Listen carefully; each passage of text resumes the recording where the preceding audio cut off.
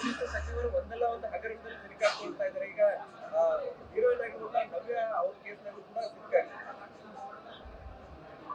ಇತ್ತೀಚಿನ ದಿನಗಳಲ್ಲಿ ಇಂಥ ಒಂದು ಘಟನೆ ನಡೆದಿರಲಿಲ್ಲ.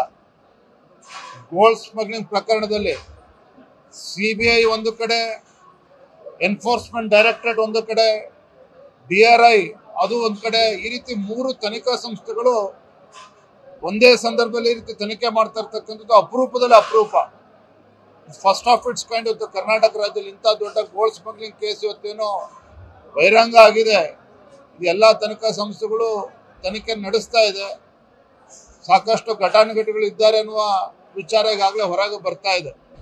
ತನಿಖೆ ನಂತರದಲ್ಲಿ ಸತ್ಯ ಬಹಿರಂಗ ಆಗ್ತದೆ. ಹೋರಾಟದಿಂದ ಕೆಲವೊಂದಿಷ್ಟು ಸಚಿವರು ರಾಜೀನಾಮೆ ಕೊಡೋ ಪರಿಸ್ಥಿತಿನೂ ಬಂದಿದೆ. ಸೊ ಇದು ಪ್ರಕರಣ ಹಾಗೆ ತೆಗೆದುಕೊಂಡು ಹೋಗ್ತೀರಾ? ನೋಡೋಣ, ಬರೋದಿಂದಲೇ ತನಿಖೆ ನಡೀತಾ ಇದೆ. ನಮ್ಮ ಸೆಂಟ್ರಲ್ ಗವರ್ಮೆಂಟ್ ಏಜೆನ್ಸಿ ತನಿಖೆ ನಡೆಸ್ತಾ ಇರೋದ್ರಿಂದ ಸತ್ಯ ಹೊರಗೆ ಬರಲಿ, ಆಮೇಲೆ ಇದ್ರ ವಿರುದ್ಧ ನಾವು ಕ್ರಮ ಕೈಗೊಳ್ತೀವಿ.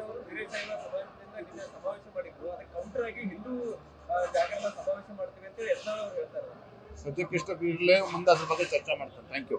ಸರ್ಕಾರದ ಕೆಲವೊಂದಿಷ್ಟು ಸಚಿವರು ಒಂದಲ್ಲ ಒಂದು ಹಗರಣದಲ್ಲಿ ಸಿಲುಕಾಕೊಳ್ತಾ ಇದ್ದಾರೆ. ಈಗ ಹೀರೋಯಿನ್ ಆಗಿರುವಂತಹ ನವ್ಯ ಅವ್ರ ಕೇಸ್ನಾಗೂ ಕೂಡ ಇತ್ತೀಚಿನ ದಿನಗಳಲ್ಲಿ ಇಂಥ ಒಂದು ಘಟನೆ ನಡೆದಿರಲಿಲ್ಲ. ಗೋಲ್ಡ್ ಸ್ಮಗ್ಲಿಂಗ್ ಪ್ರಕರಣದಲ್ಲಿ ಸಿಬಿಐ ಒಂದು ಕಡೆ, ಎನ್ಫೋರ್ಸ್ಮೆಂಟ್ ಡೈರೆಕ್ಟರೇಟ್ ಒಂದು ಕಡೆ, DRI ಅದು ಒಂದು ಕಡೆ, ಈ ರೀತಿ 3 ತನಿಖಾ ಸಂಸ್ಥೆಗಳು ಒಂದೇ ಸಂದರ್ಭದಲ್ಲಿ ಈ ರೀತಿ ತನಿಖೆ ಮಾಡ್ತಾ ಇರ್ತಕ್ಕಂಥದ್ದು ಅಪರೂಪದಲ್ಲಿ ಅಪರೂಪ. ಫಸ್ಟ್ ಆಫ್ ಇಟ್ಸ್ ಕೈಂಡ್ ಇವತ್ತು ಕರ್ನಾಟಕ ರಾಜ್ಯದಲ್ಲಿ ಇಂಥ ದೊಡ್ಡ ಗೋಲ್ಡ್ ಸ್ಮಗ್ಲಿಂಗ್ ಕೇಸ್ ಇವತ್ತೇನೋ ಬಹಿರಂಗ ಆಗಿದೆ.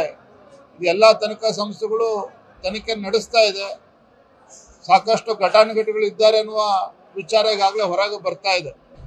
ತನಿಖೆ ನಂತರದಲ್ಲಿ ಸತ್ಯ ಬಹಿರಂಗ ಆಗ್ತದೆ. ಹೋರಾಟದಿಂದ ಕೆಲವೊಂದಿಷ್ಟು ಸಚಿವರು ರಾಜೀನಾಮೆ ಕೊಡೋ ಪರಿಸ್ಥಿತಿನೂ ಬಂದಿದೆ. ಸೊ ಇದು ಪ್ರಕರಣ ಹಾಗೆ ತೆಗೆದುಕೊಂಡು ಹೋಗ್ತೀರಾ? ನೋಡೋಣ, ಬರೋದಿಂದಲೇ ತನಿಖೆ ನಡೀತಾ ಇದೆ. ನಮ್ಮ ಸೆಂಟ್ರಲ್ ಗವರ್ಮೆಂಟ್ ಏಜೆನ್ಸಿ ತನಿಖೆ ನಡೆಸ್ತಾ ಇರೋದ್ರಿಂದ ಸತ್ಯ ಹೊರಗೆ ಬರಲಿ, ಆಮೇಲೆ ಇದ್ರ ವಿರುದ್ಧ ನಾವು ಕ್ರಮ ಕೈಗೊಳ್ತೀವಿ.